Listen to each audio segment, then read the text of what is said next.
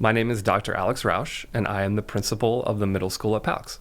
Hi, I'm Christina Strellec, and I'm the middle school assistant principal of PALCS. Welcome, both of you. Thank you for joining us today in the Winging It studio. Thank you. So we're here to talk about middle school.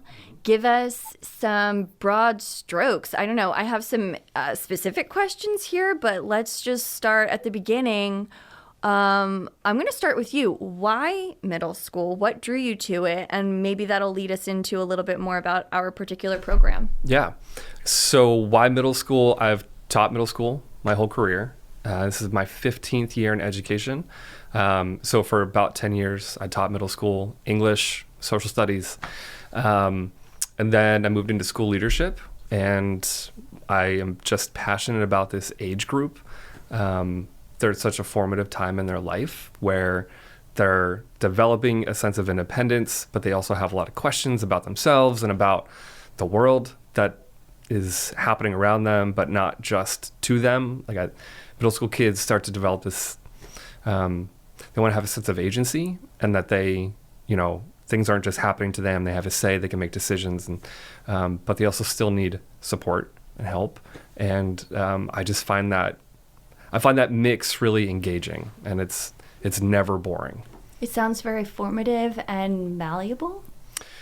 Yes, it can be. Although sometimes you might want to help to make a change for a student, but they're not actually as malleable as you might want them to be. So you got to be patient and allow lots of room for questions, for mistakes, while also being there to, again, support, try to be a model, and just... That word agency you brought up, so you said maybe not quite as malleable as I might think, so maybe there's some pushback because they are trying to start to form or strengthen their independence? Yeah, it's a push and pull where there are times when they are pushing things away because they want to try something different, or they're feeling a certain way about themselves and they want to explore that, and that comes out in lots of different ways.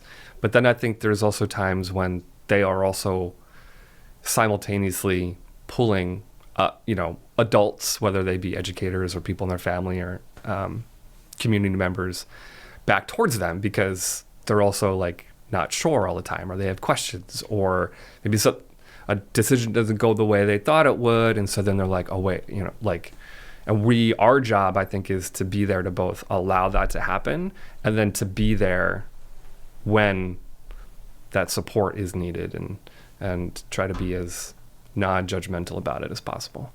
I love that. Christina, can you give us a similar description of your how you got into middle school and how you found yourself in your current role? Sure. So when I started teaching, I actually started at the high school level. And when I transitioned to cyber schools, I didn't have a choice whether to take the middle school classes or not. And I had always kind of pictured myself teaching high school. And then when I got the middle school classes and was introduced to middle school students, I fell in love with it, and I've been with middle school since. I think it's such an exciting time in their lives to transition from childhood to adulthood and to be part of their journey of self-discovery. It's fun, and they still have some of the fun and silliness of an elementary student, but mixed with some seriousness as they're moving towards adulthood, and it just makes it a really unique period in their lives. And like Dr. Rausch said, no day is the same with them. They're always new and exciting. It's just an exciting time in their lives. So that's why I'm in middle school. I love that. So what does a typical day look like in a middle school classroom? So at PALCS, in our middle school division, we provide a great balance of structure and flexibility. So that looks like providing opportunities for students throughout the week to attend live virtual lessons. So 2 times each week for each of our core classes, math, science, social studies, and English, and then 1 time per week for electives. But that is combined with asynchronous work, or work that's done by the student through Canvas, our learning management system, on their own time. And that happens, there's assignments every day in each of their courses, but when a student does that, that varies. And it can vary because of their schedule, or because of their learning style, or because they might spend the first half of their day at tennis camp, or going somewhere with their family, and then they might come back in the afternoon and they can do their schoolwork. But yeah, it can really vary. It's just that what doesn't vary is the expectation, and the structure is there that assignments are assigned, or they can go to live lessons just with their teacher and their peers. But then there is that flexibility as well. Is there a lot of homework in middle school? I feel like one of the strengths of cyber school is that as long as students are working during the school day, they should be able to get their work done in the school day. So we expect about an hour per class, especially the core content areas. But if you're working during the traditional school day hours, then that would mean your afternoons and evenings are free. Cool. Yeah. I love that. Yeah. It's hard to make that, when you look through the lens of like a brick and mortar school, homework is typically work done at home outside of school hours. Mm-hmm. Our students, at least in fully cyber, they're at home all the time, or they are remote all the time. And like Ms. Strellec said, if they get their work done during the school day, then no, there's no homework. That's great. And like, could I just make a joke that it's all homework? Can I do that? Yeah, I was gonna say that. Like, okay, great. So can you tell us a little bit about virtual lessons? We know that the core courses have 2 synchronous live lessons per week. Electives have a single synchronous live lesson per week. But what do those classes look like? They're really engaging. It's really, what has been really eye-opening for me is to see the amazing job that our teachers do teaching live. So Zoom became almost ubiquitous during the pandemic, but we use Zoom as our primary synchronous video conferencing platform. Okay. So students log into their teacher's Zoom room, and the lessons run about 45 minutes when they do happen. And that is the time that students are live with their teacher. They're live with their peers. Teachers will tend to, they have a structured lesson, so they introduce a skill or a concept, provide background and context, get the kids engaged, but then they also follow through with independent practice, or they can put the students into breakout rooms, so the students are working with each other and making connections with their peers. And they're really vital to success in our division, because it is the opportunity where students can be with that teacher or with each other, making connections, building relationships, and getting that really important information, whether it be content or about a skill or something like that. Can students, what does interaction look like? Do they raise their hand like you would in a regular brick and mortar classroom? How do you talk to the teacher? How do you ask questions? Yeah. So through Zoom, they can have their video on, so they can be on camera, or not. They can have their microphone on, so they can communicate just like we are. I mean, they can just talk through their mic in real time. But also Zoom has chat functionality. So if for whatever reason a student doesn't feel comfortable or doesn't want to use the mic to communicate, they can also send messages both to the class, but they can also send a direct message right to their teacher. So if they have a question about something, they don't want everybody to know that they have a question, they can directly message their teacher, and their teacher will know, oh, hey, the student has a question about something, and then they can either address it through the chat or maybe ask them to stay back right at the end of the lesson, and make sure that question gets answered. It sounds like there's a variety of options for students to engage in a manner that they are most comfortable with. Absolutely. And I think that's one of the unique benefits of going to school this way, that you can absolutely be fully engaged in a lesson, in an assignment, in an activity like an assembly, like a virtual assembly, at your own comfort level. So you don't have to be on camera, or you don't have to turn your microphone on. You can, and we welcome that, and we highly encourage it. But we also know that there's a wide range of reasons why students might engage differently. And so then they can do that. And more importantly, from the comfort of or the safety of whatever environment that they're in. Okay, so we're all pretty familiar, I think, with core courses, like you mentioned, English, social studies, math, and science. What kind of elective opportunities are available in middle school? So we have a wealth of electives. So we have languages, we have French and Spanish, but we also offer Rosetta Stone, so students can take hundreds of different languages. That's everything offered through Rosetta Stone. We also have technology electives, so coding, for example. We have business electives, so if students are interested in different careers in the hospitality and tourism industry, they can start pursuing those interests right in middle school. So we have a course for that. We also have arts, so digital art and art appreciation, and music electives. So we have songwriting. What's nice about the middle school and PALCS in general is that our electives aren't limited to just what the cyber portion of the middle school offers. We do have some students taking electives in CPFA, even if they're not fully enrolled in the CPFA program. So that just opens another door for students to explore their interests. Do students get to choose their own electives, or are there a certain number of electives, kind of like core courses, that you have to take? It's a combination of both. So in sixth grade, we really saw a need to help transition our incoming fifth graders to middle school, where now you have a core teacher for each class. So we saw a need there to help transition them and support them with some executive functioning skills, and also help them explore the different elective areas because they might not know their interests yet.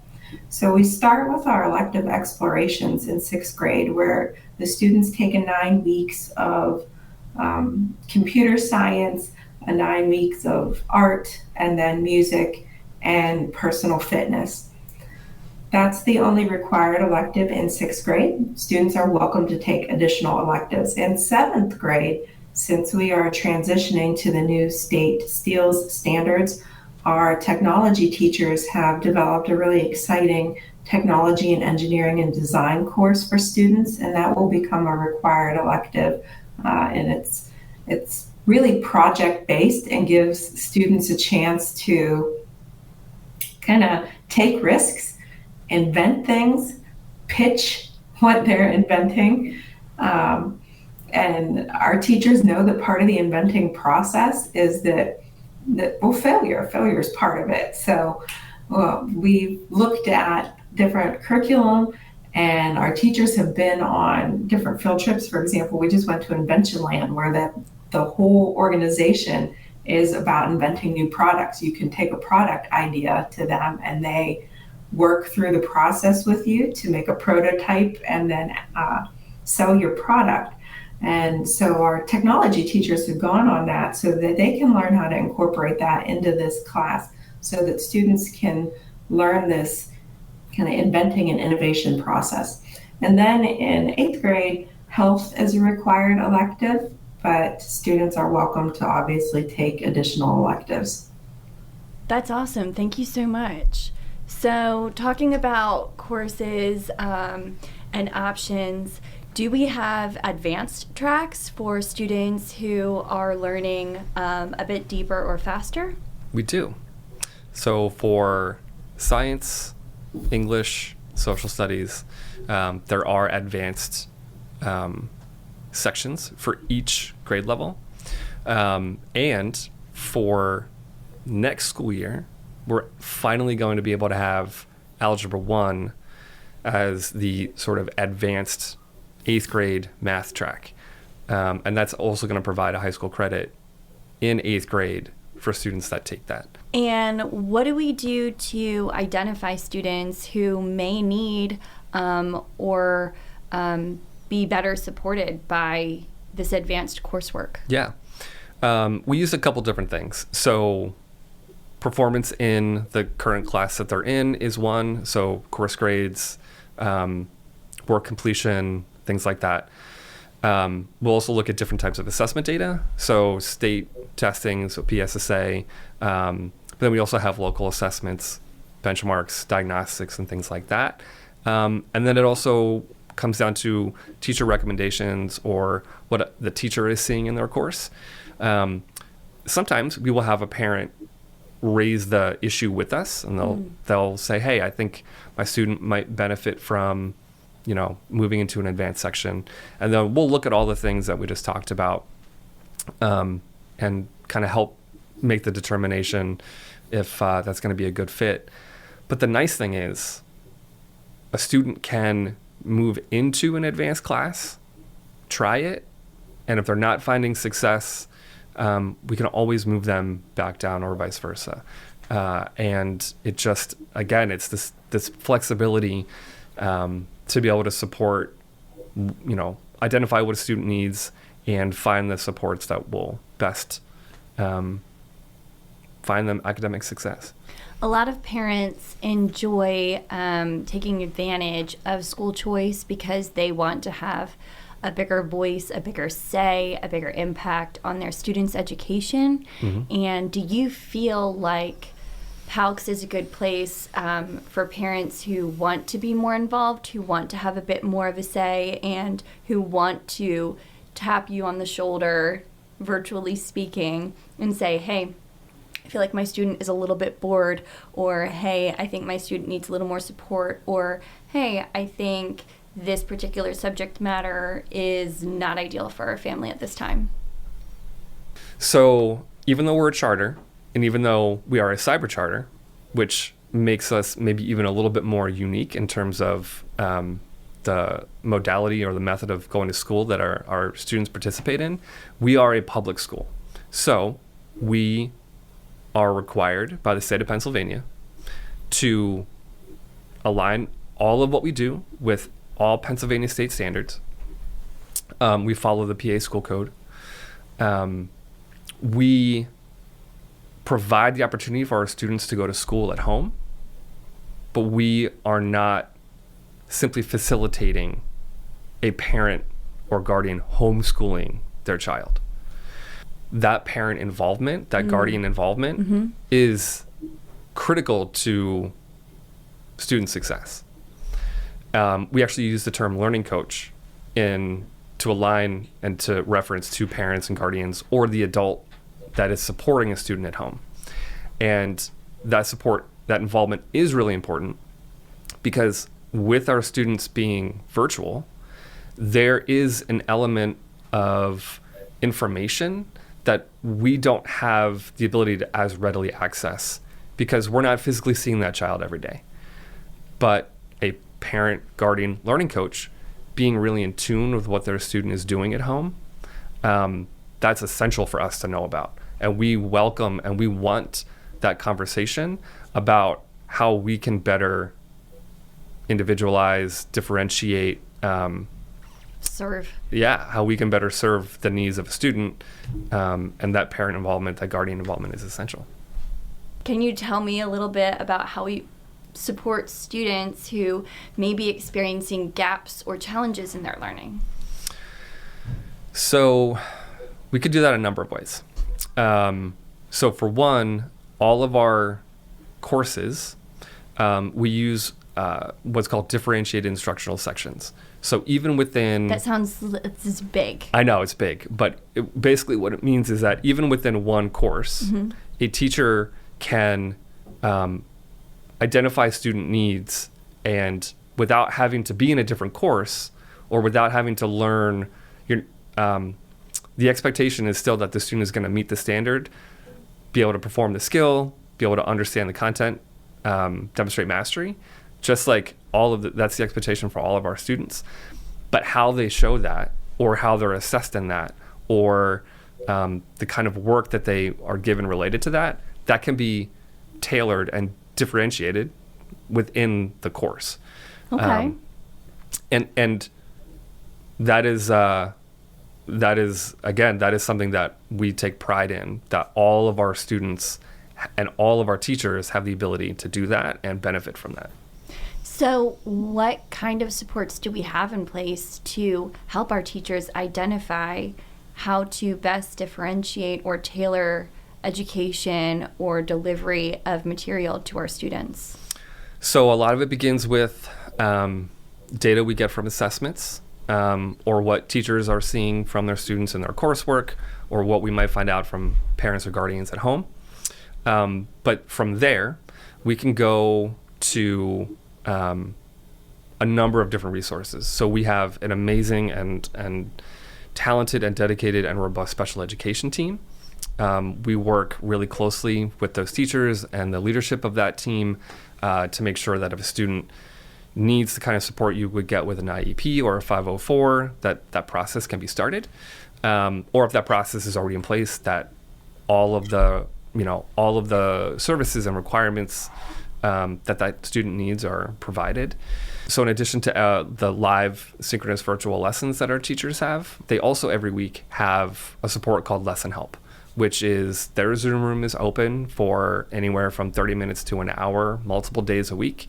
And students can pop into that Zoom room with a specific question about an assignment or an assessment or a project, and they can get immediate help from that teacher as they need it. Right? So like open office hours. It's like office hours. They can hop in for 5 minutes, ask a question, get the answer, and come out.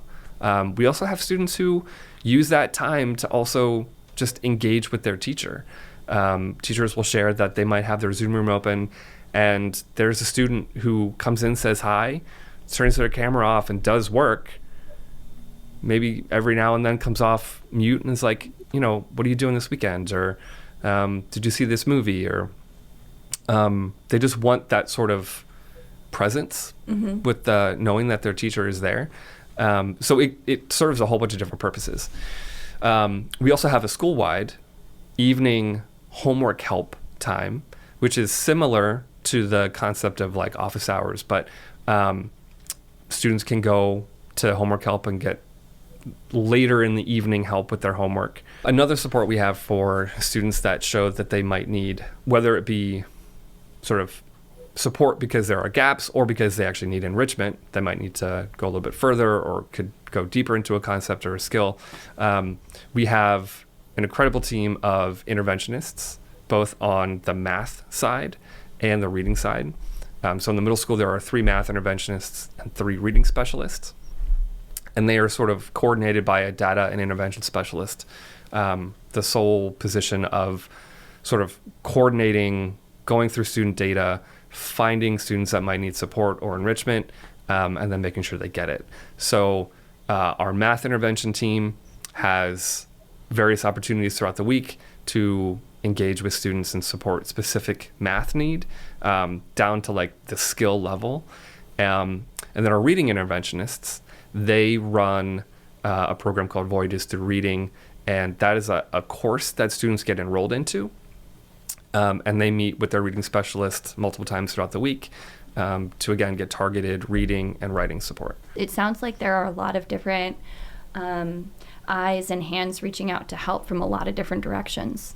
Yeah, we work really hard to make sure that we are aware of where our students stand, of what their needs are, and that if we are trying something, that we are also monitoring the progress and effect that that's having, so we can either continue it, or if we need to add something in or take something away, we can do that. And so that we are on top of what our kids need and how they're doing with what we're providing. And then if changes need to be made, we can make them quickly and efficiently. So another layer of what parents and students are asking about is socialization. Are there opportunities in middle school? So we do prioritize socialization in the middle school because we know it's crucial for students' well-being. So we built into our schedule activity periods for students. Every week we offer a different activity group or get together for our students. Our activity groups are similar to clubs. A lot of them are student generated, so they come up with the ideas and we pair them with a teacher who is excited about that idea too. For example, that's how we got a reptile and mammal club. We have a reading club, we have sports, chess. We even have Eagle Eye TV, where students work together to produce news segments for the middle school. Those rotate on a weekly basis so that students can go to multiple activity groups. So we offer in-person field trips for our middle schoolers across the state, and it's a chance for them to see their classmates and also get to meet their teachers face-to-face and explore different interests. We have Middle School Connects, which are opportunities for our students to come together and do a fun activities. One of our students' favorites is Coco and Canvas. So they get together and they work on painting a picture together. We also are excited this year to offer our spring social. So we backed off a little bit from calling it a dance because we know dance can be intimidating to our middle school students. So it's more of an opportunity to get together, have some dinner, play games, activities, and there will be dancing for those dancers. So Alex and Christina, you're the principal and assistant principal of middle school. Do you feel like you still have any interaction with our students and parents, or are you just holed away in an office and you don't get to see anyone? No, definitely not. It's not the same as when we were teachers, for sure. But it's also I got into teaching middle school and working with middle school kids because I enjoy being around them. I enjoy talking to them. I enjoy hearing their questions and their ideas. So we have our own course that every student in the middle school is enrolled into. It's called the Principal's Office. And we communicate with students back and forth through there. We oftentimes will send out messages to all new students that get enrolled so that we try to, start from the very beginning, making a connection with our new students coming in. And when we can, every marking period, we have a middle school assembly that Ms. Strellec and I attend. And when possible, we go to field trips if we can, virtual activities when we can. And then we also go to the end of year celebration. So we have a chance to not just see all of the kids in the middle school, but especially our 8th graders who are moving up and going to 9th grade. Tell us about that. What do you do to recognize or celebrate our graduating middle schoolers? Yeah, so last year and this year, we had an event for the East. It was at Knoebels. And for the West, it was at Del Grosso's. And we have a pavilion, and we have ourselves and our teachers go, and it's just a whole day where students come with their parent, guardian, learning coach, and they can hang out with us, then they can go out into the park, and we have lunch together, and it's just a really nice way to, in a non-academic environment, still recognize the students for their success, and learn a little bit about them and their families, and then wish them luck as they go on to 8th grade or go on to 9th grade.